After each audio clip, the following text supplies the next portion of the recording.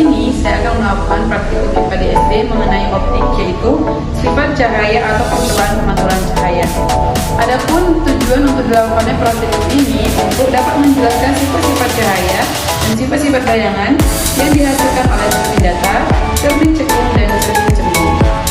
Baiklah, adapun alat yang bahan yang sudah saya sediakan, yang pertama ada cermin datar, kemudian ada cermin cekung dan cermin cembung, tentunya ada senter, kemudian ada lilin, ada busur, ada layar atau tabir cahaya, kemudian ada kertas, dan juga ada selang cahaya.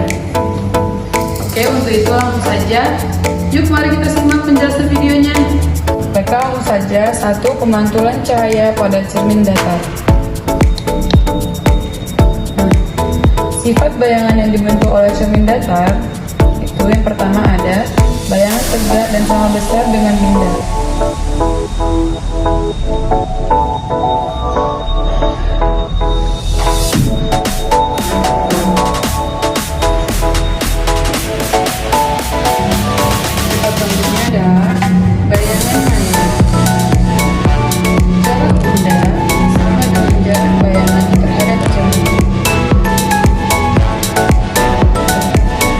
Jadi pembalikan lateral atau kanan dan kiri terbalik.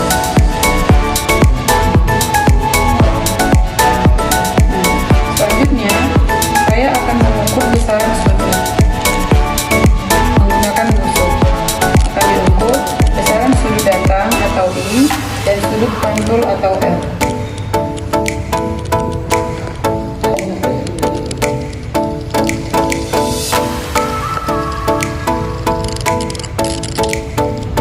Sudut datang pertama berada pada 30 derajat. Sudut pantulnya berada di 150 derajat atau 30 derajat.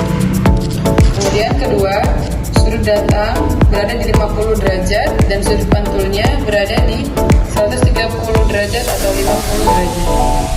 Dan yang ketiga, sudut datangnya berada pada 70 derajat dan sudut pantulnya berada di 110 atau di 70 derajat. Nah, selanjutnya yang kedua, pemantulan cahaya pada cermin cembung. Nah, dapat dilihat sifat bayangan yang dibentuk oleh cermin cembung. Bayangan maya tegak dan diperkecil. Terbentuk bayangan di belakang cermin. Kemudian, semakin jauh benda dari cermin, maka semakin kecil bayangan yang dihasilkan.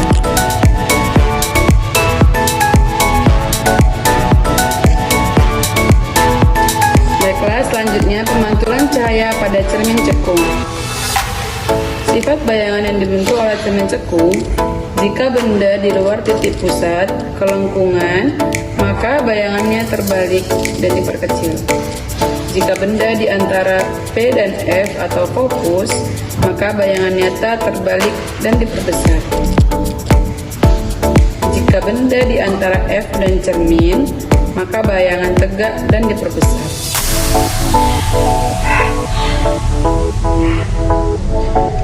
Yang pertama, jarak benda di 5 cm.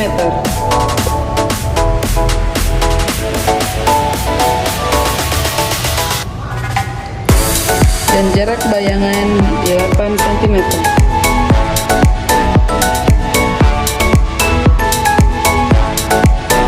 Yang kedua, jarak benda di 10 cm dan jarak bayangan di 4 cm.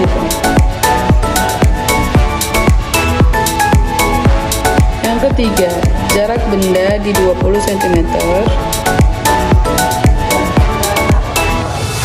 dan jarak bayangan di 2 cm.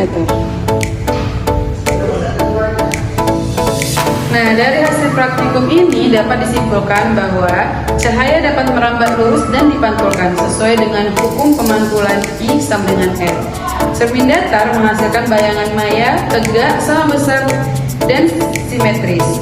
Cermin cekung dapat menghasilkan bayangan nyata atau maya tergantung terletak atau posisi benda terhadap fokus.